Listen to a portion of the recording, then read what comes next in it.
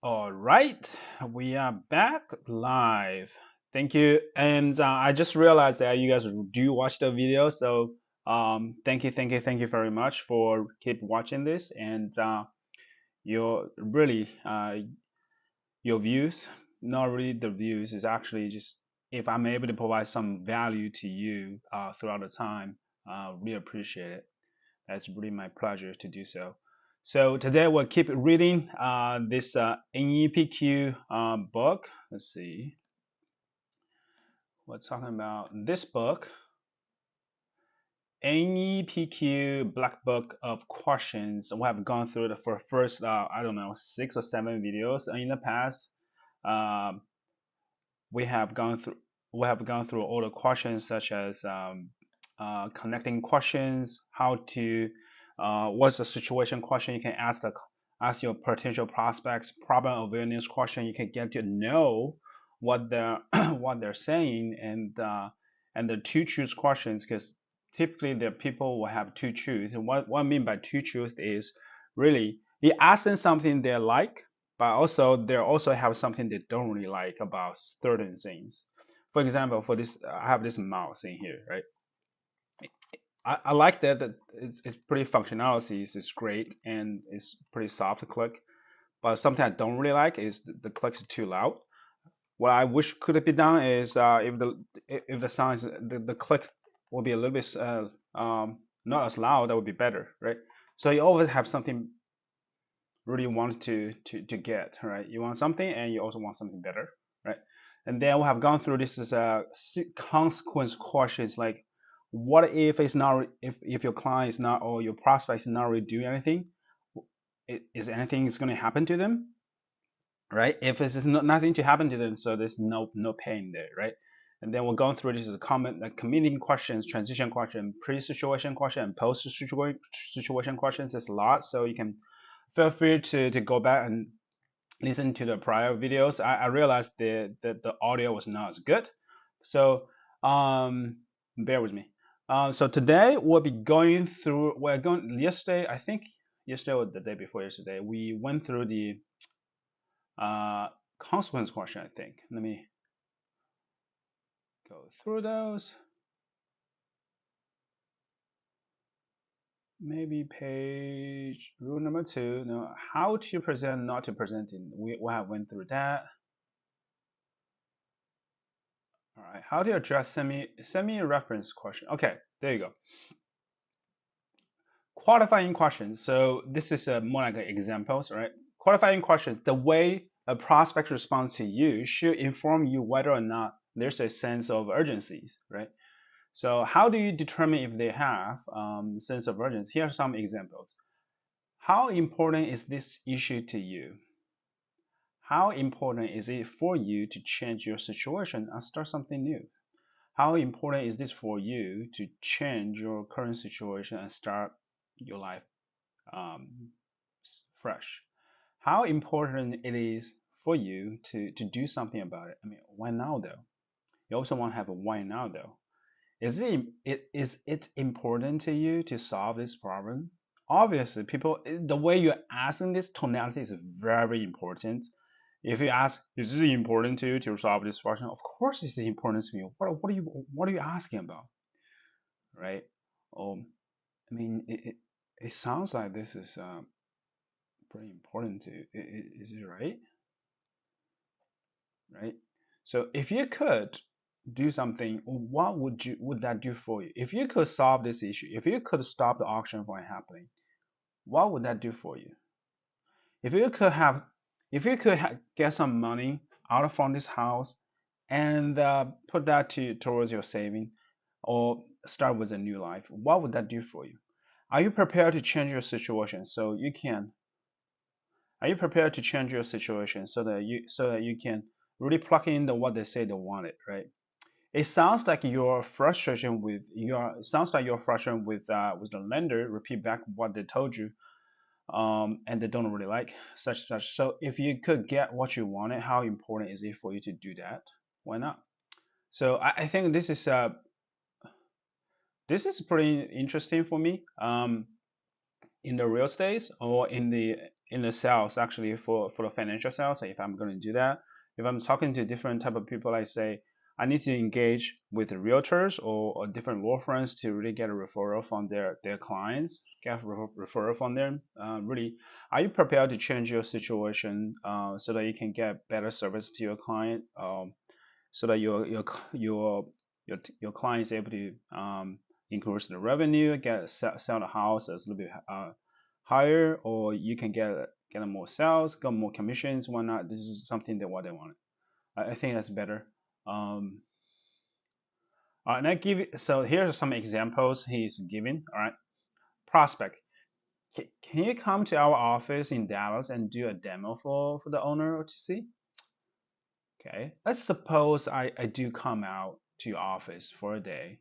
You're able to pull the owner and the other decision makers together for me to do a demo in person. And everybody finds that what we can solve, finds that we can solve this problem you're talking about to me. You're talking about what do you see that happening next? Wow, this is so powerful. This is like if you want to see the future, bring it present, right? Let's suppose I come out to your office for a day and you are able to pull all the decision makers together, the owner, for me to do a demo in person, and everyone liked it about. ev- Everyone finds that we can solve this problem. You have to talk to me about what do you see happening next.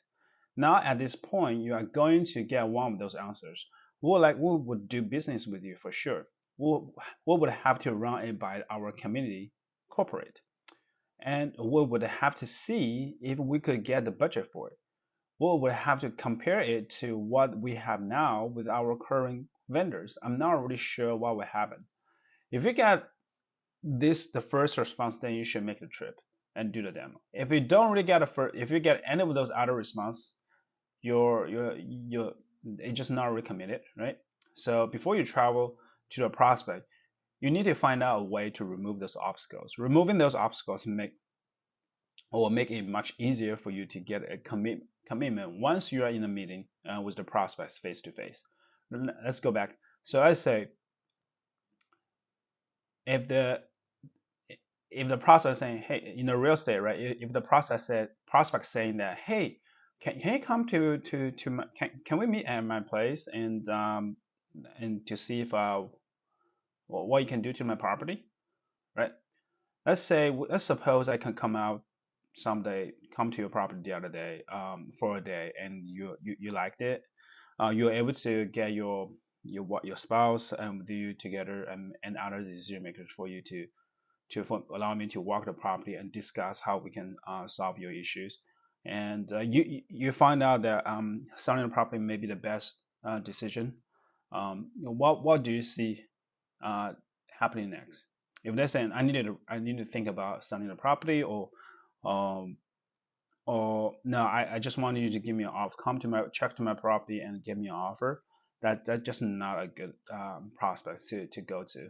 So we need to remove those obstacles before they meet face to face, right? Otherwise, it's just going to waste your time.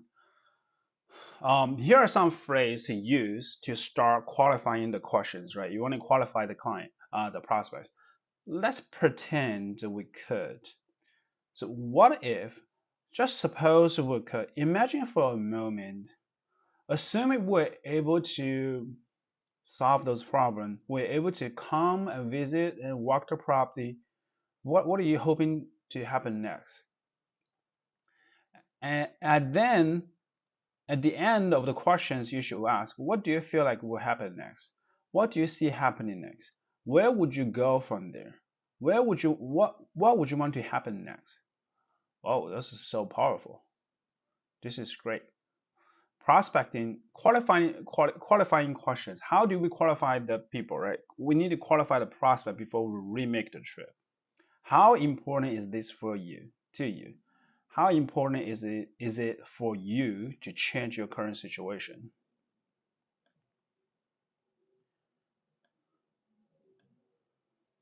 Right? Qualifying questions like how important is this issue to you? How important is it for you to change your current situation and start a new life? How important is it for you to do something about this? Why not though? Is this important to you to solve the problem? Why? If you could, what would you do for you? What would that do for you? Are you prepared to change your situation so that you can start a new life? It sounds like you're frustrated with that with lender. So if you could get what you wanted, how important it is for you to do that? Why now though, right? And here's an example. He's get prospect. Can you come to our office in Dallas and do a demo for the owner to see? Salesperson. Let's suppose I do come out to your office for a day. You are able to pull the owner and the other decision makers together for me to do a demo in person, and everyone finds what we can solve this problem. You have talk to me about what do you see happening next. Now, right now at this point, you are going to get one of those answers. We will do business with you for sure. That's a great answer. And anything else other than we'll do business with you for sure, then we'll have some obstacle before we make the trip, right? And we want to remove those so that we can meet them face to face. It's going to make it a little bit easier, right? How are some of the phrases? Here are some phrases to use to start the qualifying questions with. Let's pretend we could, right? Let's pretend we could.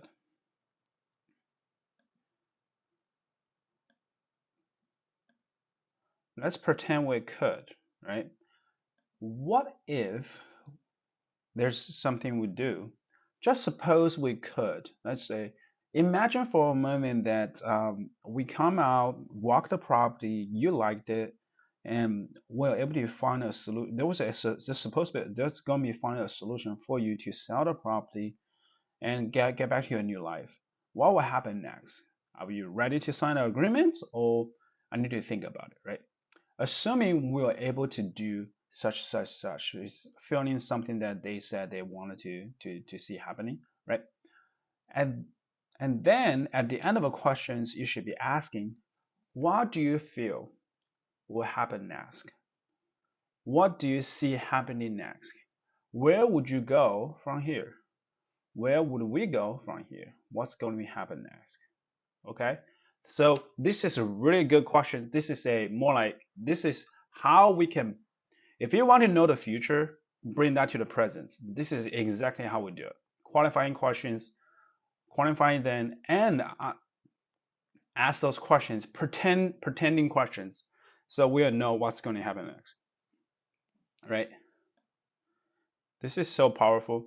And so today we're just going to go and stop here because this is really powerful. I would like to practice this a little bit more myself as well.